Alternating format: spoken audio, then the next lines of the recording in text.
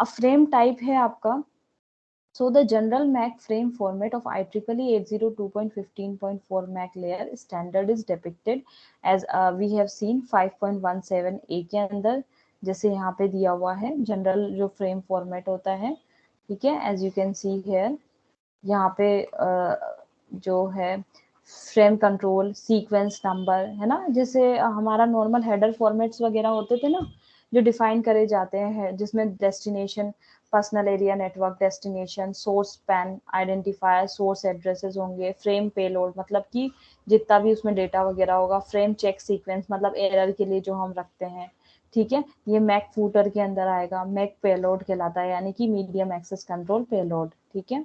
अब यहाँ पे देखो आपका फ्रेम कंट्रोल को इन्होंने फिर से सब डिवाइड कर दिया है, यहाँ पे बिट्स 0 हो गए, 3 4 5 6, तो फ्रेम टाइप को डिनोट करता है, सिक्योरिटी इनेबल्ड मतलब सिक्योरिटी वाले एस्पेक्ट को देखेगा, फ्रेम पेंडिंग है या नहीं है मतलब सारे फ्रेम्स आ गए या नहीं है, सीक्वेंस नंबर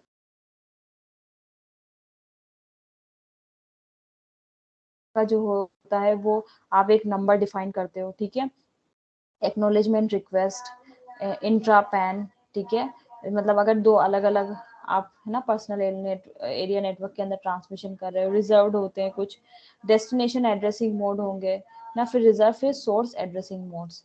तो यहाँ पे आपका क्या है, इस तरीके से इनमें डिवाइड कर दिया है। Let us understand these things. तो ये आपका एक फ्रेम का स्ट्रक्चर दिया हुआ था जो हम देख रहे थे कि वहां पे सीक्वेंस नंबर है, चेकसम वगैरह है। So the general MAC frame format हमने देखा, it is composed of 3 basic components होता है, एक होता है हेडर, एक होता है पेलोड और एक होता है फूटर। ये हमेशा मतलब जब भी हम बात करते हैं ना पूरे फ्रेम स्ट्रक्चर की, तो वहां पे हेडर पेलोड तो होता ही है, हमें पता है ना, जैसे हम टीसीपी आईपी या किसी चीज की भी बात करें तो हमें पता है एक हेडर होता है, फिर उसके बाद आपका क्या होता है, डेटा ट्रांसमिट होता है उसके साथ लगा हुआ है ना, फिर हेडर के अंदर डिफरेंट डिफरेंट फील्ड्स हम डिफाइन करते हैं, तो यही वाली चीज होती है। And the MAC footer, so the MAC header, header अच्छा हेडर वाला इसमें कौन सा वाला पार्ट है, इसमें अगर हम देखेंगे तो आपका यहाँ पे जो इन्होंने ये मेक पेलोड, देखो ये वेरिएबल यहाँ से यहाँ तक आपका, ये तो आपका फुटर पेलोड वाला पार्ट हो गया, ये फुटर वाला पार्ट हो गया, तो यहाँ तक जो डिफाइन हो रहा है यहाँ से यहाँ तक, ये क्या हो जाएगा आपका हेडर हो जाएगा, ठीक है।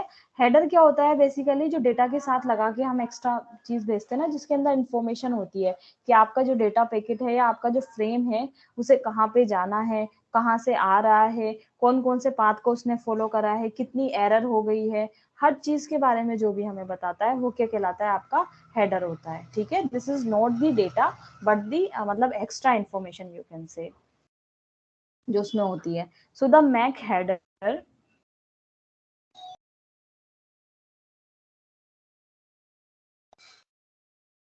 MAC header contains a frame control field and the addressing field. The control field carry the frame type. अब देखो यहाँ पे MAC header जो है आपका, उसके अंदर क्या क्या चीजें हैं, तो हेडर के अंदर आपके डिफरेंट डिफरेंट आपने देखी ना, कंट्रोल फील्ड है, एड्रेसिंग फील्ड्स हैं, सारी फील्ड्स इसमें प्रेजेंट है, as you can see in this diagram. देखो आपका डेटा फ्रेम फॉर्मेट्स वगैरह, इनका फिर इन्होंने और ज्यादा डिटेलिंग में करके बताया हुआ है,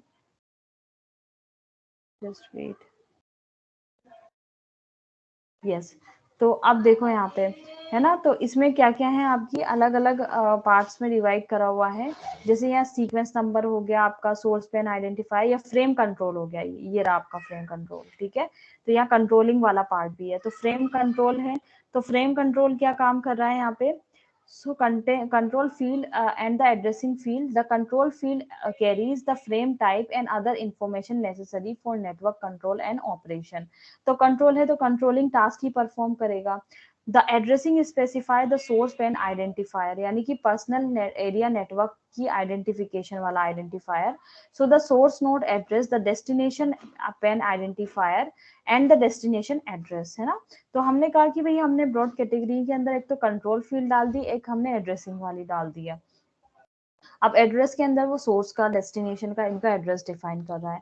the MAC payload contains the data frame to be exchange between the communicating divided devices. तो हमारा जो पेलोड वाला पार्ट था ना, हमने जो अपना अभी ब्रॉड कैटेगरी में फ्रेम का स्ट्रक्चर देख रहे थे, वहाँ हमने क्या देखा था, ये आपका हेडर वाला पार्ट देखा था।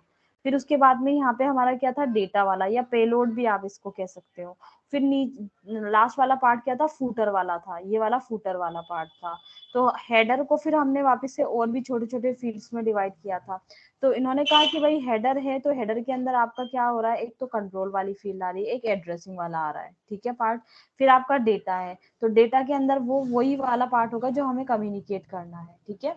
The make payload contains the data frame to be exchanged between the communicating devices. The make footer contains the frame check sequence field. है ना, कि मतलब आपके जो फ्रेम, अब हमें पता है कि हमारा जो डेटा जाएगा वो छोटे छोटे फ्रेम्स के अंदर जा रहा है, मतलब छोटे छोटे पार्ट्स में डिवाइड कर दिया हमने। तो वो देखता है कि उसका सीक्वेंस प्रॉपरली आया है या नहीं है। क्योंकि आपने पढ़ा होगा ज्यादातर हम क्या यूज करते हैं, टीसीपी मॉडल पे काम करते हैं ना, मतलब ट्रांसमिशन कंट्रोल प्रोटोकॉल पे काम करते हैं। और ट्रांसमिशन कंट्रोल प्रोटोकॉल का एक मेन फीचर होता है कि वो गारंटीड डिलीवरी देता है। गारंटीड डिलीवरी का मतलब क्या हो गया कि भाई जहां से हमने अगर सोर्स से कोई भी पैकेट सेंड किया है तो वो डेस्टिनेशन तक पहुंच ही गया है, ठीक है ना। तो डेस्टिनेशन तक पहुंच ही गया है तो उसके लिए आपको फिर अलग अलग फील्ड्स डिफाइन करना पड़ेंगे ना, कि जो हमें बताए कि हाँ भाई हमारा जो डेटा जा रहा है वो सीक्वेंस, मतलब जैसा भेजा है वैसे ही वहां पे रिसीवर पे मिला है। तो इन्होंने क्या कहा, ऐसे ही यहाँ पे MAC footer contents the frame check field sequence field. This field is used to detect frame errors, कि कहीं एरर तो नहीं आ गई है, ऐसा तो नहीं है कि कहीं आपका रास्ते में ही कोई जो है पैकेट लॉस हो गया हो, या फिर हमारी सीक्वेंसिंग गड़बड़ हो रही हो। So the IEEE 802.15.4 defines 4 basic frame types. तो इन्होंने 4 फ्रेम के टाइप्स को डिफाइन किया है। द बेकन फ्रेम जैसे कि अभी हमने देखा था ऊपर कि हमारा सुपर फ्रेम स्ट्रक्चर के अंदर बेकन जो था वो किसके लिए यूज किया जाता था, that is for the synchronization के लिए यूज करते थे, ठीक है ना। Beacon frame, the data frame and the acknowledgement frame, है ना। तो मैक लेयर के अंदर आपने इसको कितने पार्ट्स में डिवाइड किया, 4 में है। बेकन है, डेटा है, एक्नोलेजमेंट फ्रेम है एंड द मैक कमांड